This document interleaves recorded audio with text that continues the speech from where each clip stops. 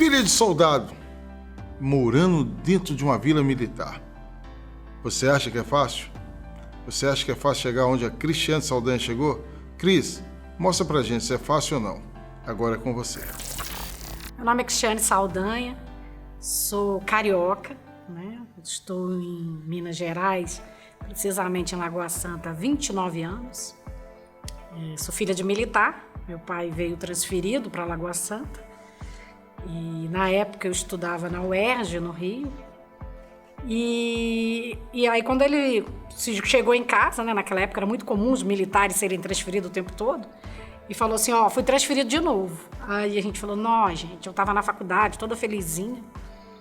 E aí a gente perguntou pro meu pai, a gente tinha uma brincadeira em casa, que a gente falava assim, tem Coca-Cola no lugar? Tem, então é habitável, né? Porque a gente já tinha vindo de outros lugares que eram muito complicados. Somos 5 irmãos, eu sou a segunda, né? Eu tenho um irmão mais velho, e as diferenças de idade são muito grandes. A minha irmã que vem depois de mim, a Fabiana, eu sou 8 anos mais velha, a outra eu sou 10 anos mais velha e o outro eu sou 15 anos mais velha. Então a gente brinca que papai e mamãe tiveram filhos da década de 70, 80 e 90. Então são criações e gerações muito diferentes, né?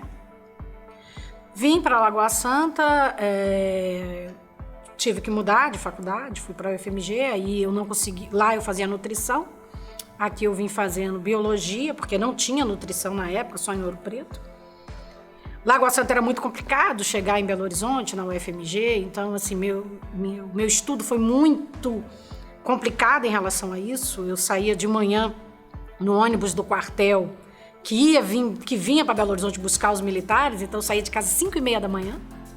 Então o ônibus vinha buscar os militares em Belo Horizonte, porque eu não tinha ônibus que pudesse me levar até ali a Carlos Luz, onde é a UFMG, né? Mas assim, eu sempre fui muito estudiosa, sempre passei muita luta, né? Assim, eu sempre estudei no meio de gente importante, sendo bolsista ou com muito sacrifício do meu pai, pagando os estudos pra gente. Meu pai sempre disse pra gente que a única herança que ele ia deixar pra gente era um bom estudo, que a gente fizesse as coisas acontecerem em cima disso. Bem, eu sou dislexa, né? Diagnosticada aí com 6 anos. Nessa época, minha mãe parou tudo para me alfabetizar, porque a dislexia é uma dificuldade, dá uma dificuldade muito grande. E eu tive o privilégio, sabe? Desse cuidado da minha mãe, de eu conseguir me alfabetizar, de conseguir estudar, e o incentivo da Dona Maria de Jesus, né?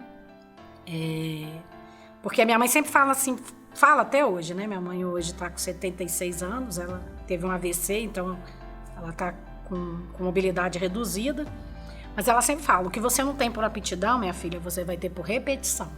Então esforça. E assim foi, vim me esforçando, descobrindo novos caminhos. Eu hoje sei exatamente as minhas limitações para estudar, para trabalhar, para entender por conta da dislexia, e fui superando ela. E com 21 anos eu terminei minha primeira graduação. Eu entrei na faculdade com 16.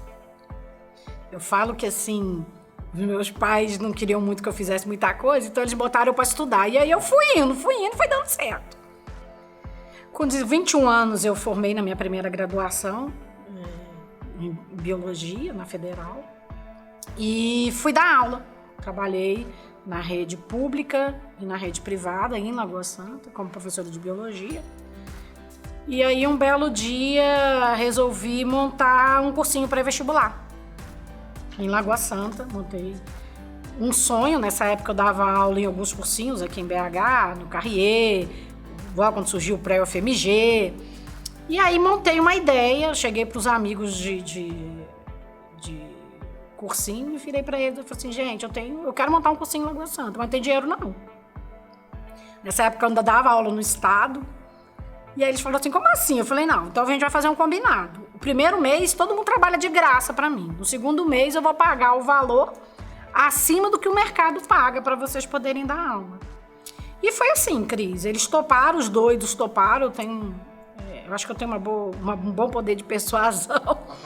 Eles toparam, eu peguei um empréstimo consignado na época no Banco do Brasil. Aluguei um espaço comprei um computador, botei um balcão, botei uma secretária e montei o potencial para vestibular. E era muito engraçado que as pessoas iam lá e falavam assim, ué, mas cadê as carteiras? E eu dizia assim, não, eu tô comprando. E tava mesmo, não tava mentindo. Eu tinha vindo aqui na Tereza Cristina, encomendado 100 carteiras. Eu falei, ó. E o dinheiro da matrícula era o dinheiro que eu ia pagar as carteiras. Simples. E na cara e na coragem. E aí as coisas não estavam andando. Aí eu entrei em desespero. Eu falei, cara, será que eu vou quebrar sem mesmo abrir? Ah, não aceito isso não. Peguei, fiz um tanto de panfleto, que na época, né, não era mídia digital, era panfleto. E fui pra rua panfletar. Fui pra rua panfletar e tal. E aí eu tive uma grande experiência com Deus. Eu não posso deixar de reportar isso. Eu estava muito desesperada porque as coisas não viravam. E aí uma senhora, uma mulher, a escola era no 2º andar de um prédio, subiu e virou para mim e falou assim comigo, menina, baixa o valor dessa sua mensalidade, da sua matrícula, que você vai ter A1. Aí eu falei, não, essa mãe é doida. Eu tô com X alunos, se eu baixar o valor, eu vou ter que baixar de geral. Como é que eu vou resolver isso? E ela falou assim, isso é Deus que tá mandando você fazer. E aí ela falou isso e desceu as escadas. E eu desci atrás dela e não vi essa mulher mais. E a menina que trabalhava comigo, ela falou assim, Cris, vamos baixar, não custa nada. E aí eu baixei a mensalidade, Cris, do mundo. Eu não tinha mais dinheiro para fazer panfleto, a gente xerocou o panfleto, espalhamos pela cidade. E no único dia, cara, eu fiz 100 matrículas. No único dia. A gente ficava doidinha, a gente espalhava ficha com prancheta pra galera se matricular. E assim surgiu o potencial para vestibular. No Rio, eu não morei em vila, né? A gente morava próximo da vila. Mas aqui em Lagoa Santa a gente morou na vila. A vila é uma grande família, né? Assim, tem 2 lados da mesma moeda, como qualquer lugar. Mas é uma grande família. Existe uma comunhão e uma convergência de valores muito grande dentro da Vila Militar. Principalmente na época da gente, da nossa geração, gerou-se muita coisa legal. A gente tinha as festas que eram promovidas pelos clubes militares, que dão, sem dúvida nenhuma, muito mais segurança do que a gente sair dali.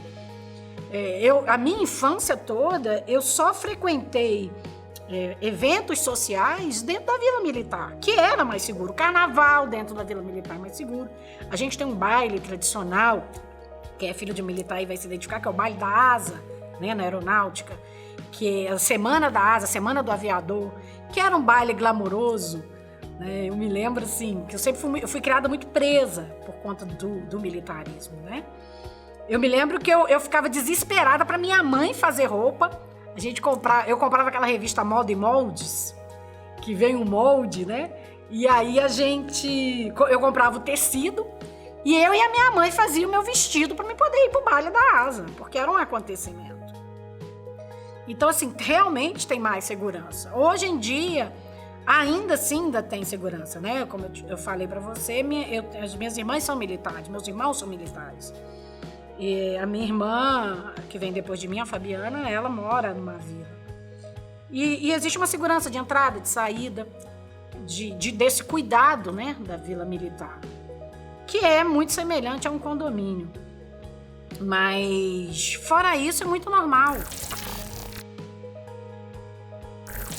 Meu pai? Meu pai é o cara, né? Meu pai é o cara, o Subsaldanha é o cara. É uma pessoa que andou muitas vezes de sapato furado para me dar estudo. É uma pessoa que me ajudou muito na dislexia. Como eu tinha muita dificuldade na alfabetização e em conta, olha, a matemática para mim era o caos, cara. Era o caos. E os meus colegas tudo andando na frente e eu sobrando, né? E o meu pai, Cris do Morro, ia pro quartel, ele fazia blocos de exercícios naquelas folhas de rascunho de computador da aeronáutica. e trazia blocos e mais blocos para mim, para eu poder fazer. Lembra que o que eu não tenho por aptidão eu vou ter por repetição? Então, eu tinha disciplina. Eu chegava da escola, eu tomava o banho, eu almoçava, eu arrumava a cozinha, porque lá em casa todo mundo tinha escala de serviço dentro de casa, era mó legal. Todo mundo tinha que fazer as tarefas da casa. E depois eu tinha que estudar 3 horas todo dia, por conta dessa minha dificuldade de aprendizado. Então, meu pai, ele passava e eu tentava enrolar ele, cara. Porque eu sempre fui... Se você perguntar lá em casa quem é a mais levada, fui eu. Quem mais apanhou, fui eu também. E o meu pai... Eu falava assim, vou fazer aqui de qualquer jeito, que ele não vai corrigir. Ô Cris, você não tem noção, não. Ele chegava e falava assim, você tá brincando comigo, Cristiane? Falei, não, senhor, pai. Não, senhor. Ele falou assim, você botou qualquer número aqui, garota. Eu, não, pai, peraí, vamos conversar aqui. Não tem conversa, não. Só por causa disso, mas sem exercício. Eu falava assim, lá vou eu de novo. Então, assim, meu pai é um cara muito especial. Meu pai e minha mãe são muito maneiros. De pedagogia. Então, assim, parando para olhar, Cris, amar também é pôr limite. Sabe? Muitos dos jovens hoje aí que estão vivendo nesse desespero, eles estão buscando um limite, buscando alguém que fale assim, ô Cris, até aqui, ó. Daqui para frente, não. Agora, é uma linha muito tênue, né? Entre o limite e a violência. E a gente precisa ter esse cuidado, esse olhar, sabe? Esse zelo, porque é uma linha muito tênue. Assim como é uma linha muito tênue, o militar com o abuso, a agressão.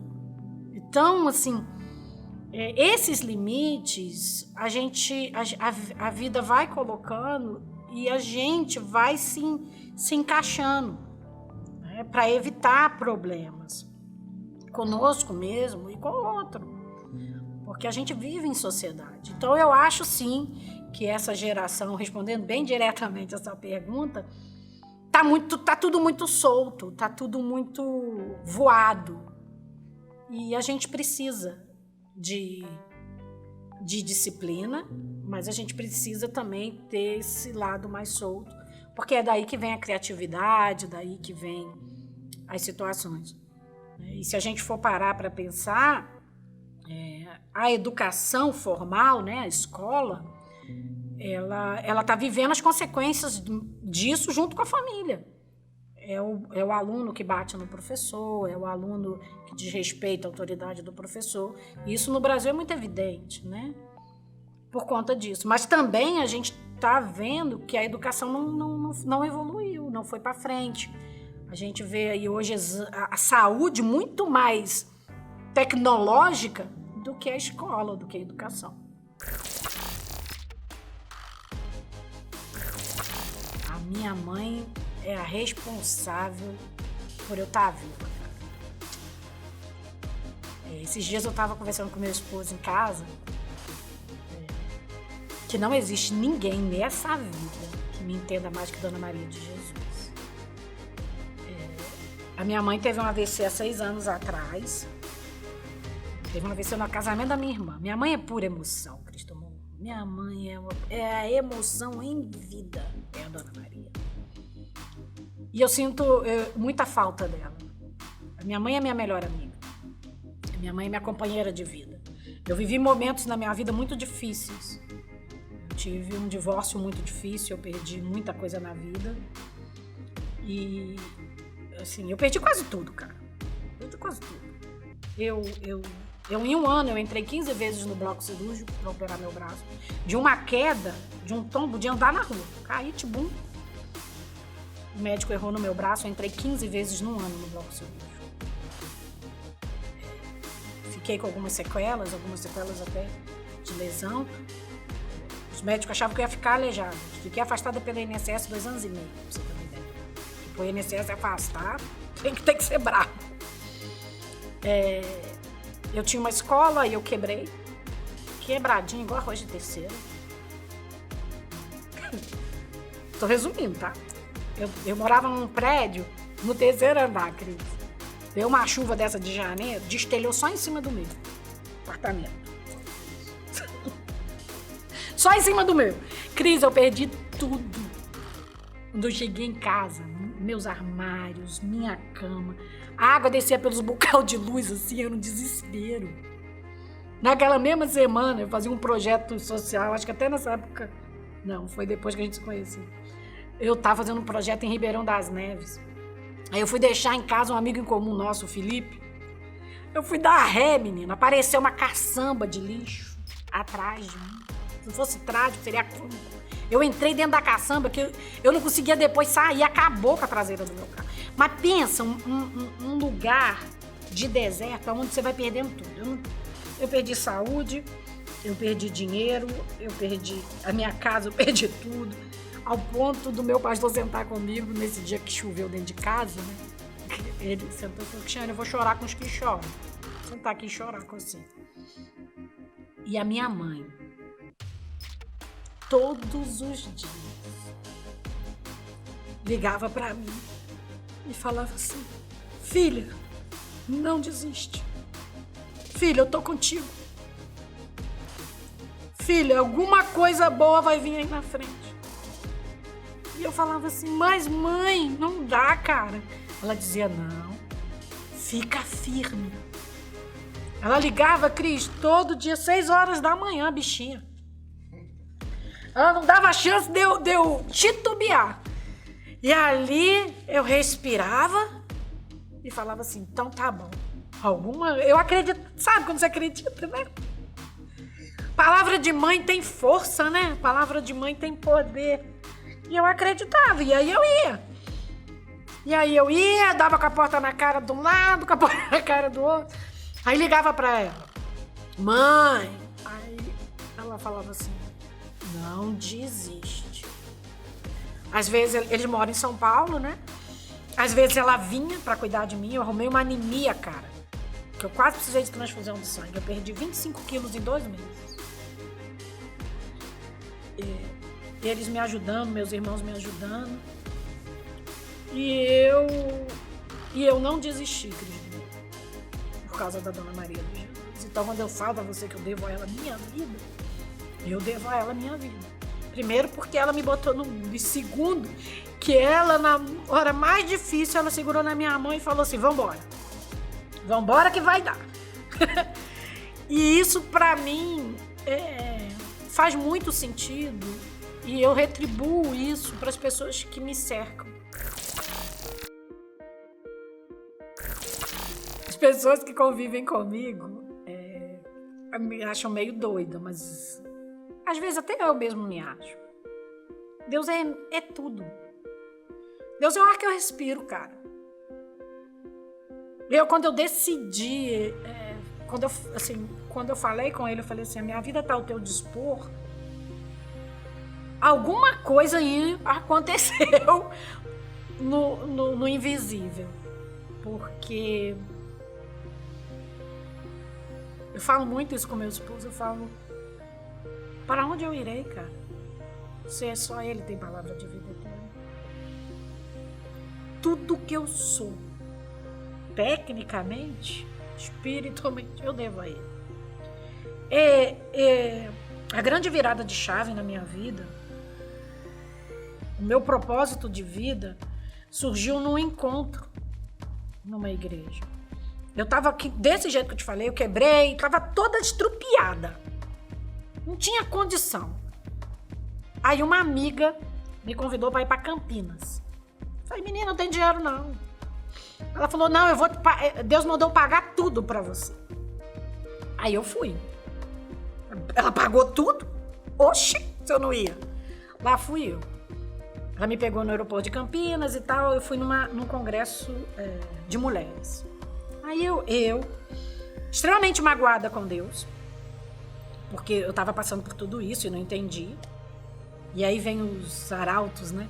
Ah, tá em pecado, tá não sei o quê. E eu não entendia, eu ficava assim, não. Vou seguir o que minha mãe falou, vou seguir ali, ó.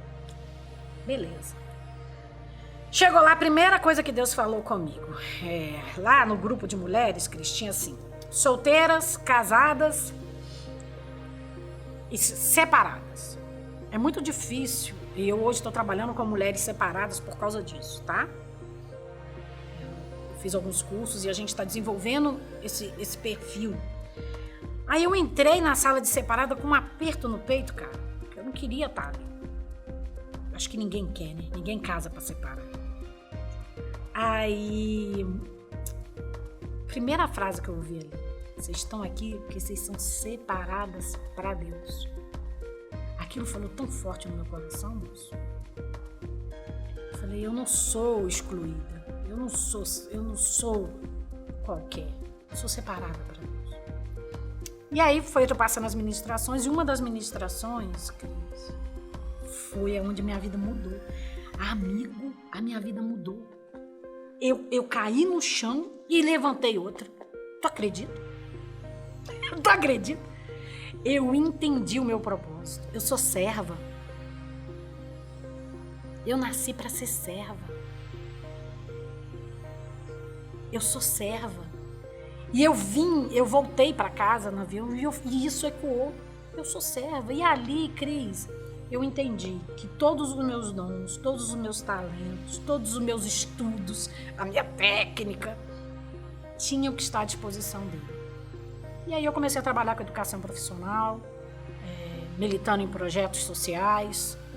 Foi onde você me conheceu, andando nas favelas, vilas, favelas, periferia, usando todo o meu conhecimento técnico para dar condições de trabalho, emprego e renda. Todo ser humano precisa ter um emprego, todo ser humano precisa ter uma dignidade.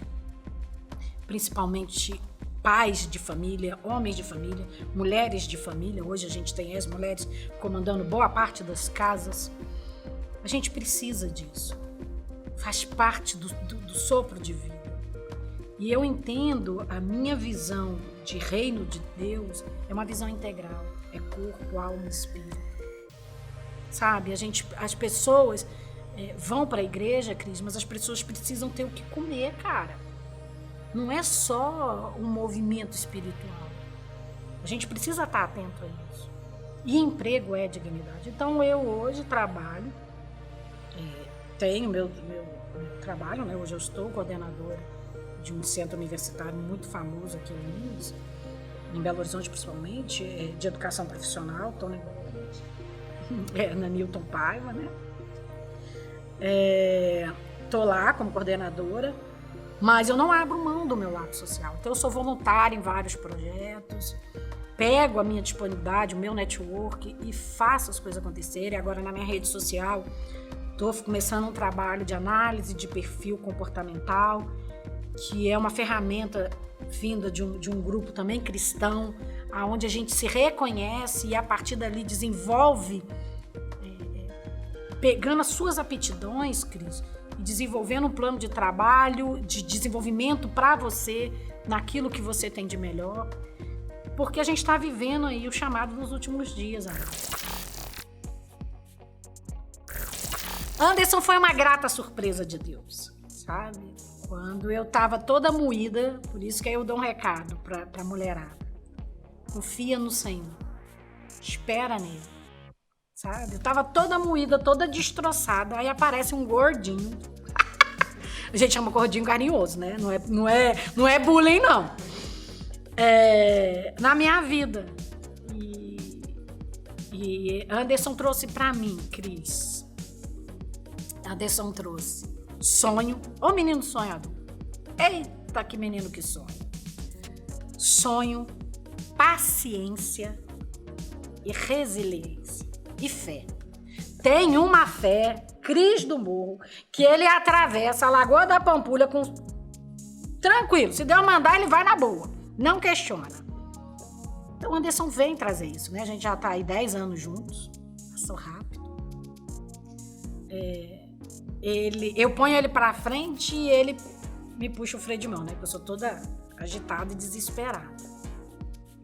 E aí eu vejo, Cris, eu sempre falo isso pra você, né? Não é um bordão. Família é plano de Deus. Família é plano de Deus. Pode quem quiser falar o contrário. Pode as minhas amigas feministas me tacarem pedra. Família é plano de Deus. Cris, não tem essa.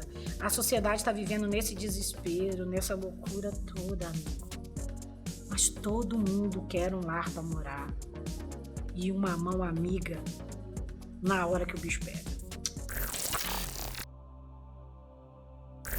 Violência doméstica, Cris, ela não acontece só nos lares da periferia, não. Eu passei por isso, eu passei violência física, emocional, psicológica, passei por tudo isso. E eu tinha muita vergonha. E eu estava na igreja. Eu tinha muita vergonha de falar. A covardia é muito grande, cara. Na hora ali que você... E aí a mulher que está passando por isso sabe do que eu estou falando. A covardia é muito grande. Porque cria-se em torno de nós, mulheres, uma coisa assim, você vai falar, você vai se expor, você vai contar para tua família? Porque dá uma sensação de fracasso. Eu fracassei, eu escolhi errado. E nós, mulheres, a gente sonha muito com o príncipe encantado. Com aquele cara que vai vir, que vai cuidar da gente, que vai nos proteger, que vai nos entender.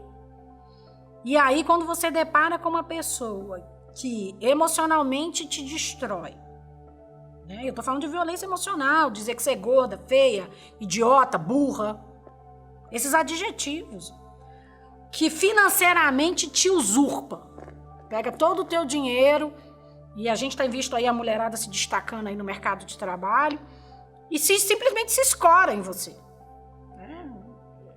Não constrói junto. Não vem junto. Fica ali na manha e você vai levando. E chegando até a violência física, né? Um saculavanco, puxão de cabelo, um empurrão, um tapa. E chegando aí, como você falou, no feminicídio. O que eu tenho para dizer para essa mulherada é: tem jeito. Tem jeito. Né? Pede ajuda. Hoje tem vários, aí tem o 180, né, que você pode ligar. Pede ajuda. Se você está na igreja, pede ajuda do seu pastor, porque isso não é de Deus, isso é crime. E crime tem que ser tratado como crime. E mais do que isso, tem caminho, Cris. O empreendedorismo feminino está muito grande. A gente tem entidades aí. Pode me procurar lá no meu Instagram. A gente está aí fazendo a gente vai começar a fazer um trabalho agora de educação profissional com mulheres vítimas de violência. E é possível sair, Cris, porque o grande medo da mulher sair é, primeiro, esse fracasso. Segundo, o que vai ser de mim? Vou viver de quê? Isso é muito triste, Cris. Isso é muito triste. Então, a gente precisa não só acolher o emocional dessa mulher, mas também dar condições a ela de continuar andando. A gente precisa, Cris. A gente precisa olhar para o outro. A pandemia tá botando luz nisso. A gente precisa se importar mais com o outro. A gente é um corpo. A gente é um corpo só. O que dói em você tem que doer em mim. Porque senão não vai para frente. Meu Instagram é Cristiane Saldanha Siqueira. Meu Facebook é Cristiane Saldanha Siqueira. Meu telefone de contato é o 31 99268 5412. Você que está aí passando por esse apuro, quer ajuda, quer indicação de algum curso, de algum lugar, né? Eu faço parte de uma rede de contatos muito legal no Brasil inteiro, não só aqui em Minas, né? O Cris sabe. E eu quero fazer a diferença na minha geração, na vida das pessoas. Eu quero eu converti a minha dor em ação em prol do outro. Foi uma história maravilhosa. Aprendi muito e tenho certeza que você também aprendeu. Então, até o próximo programa com outra história maravilhosa. Que Deus te abençoe.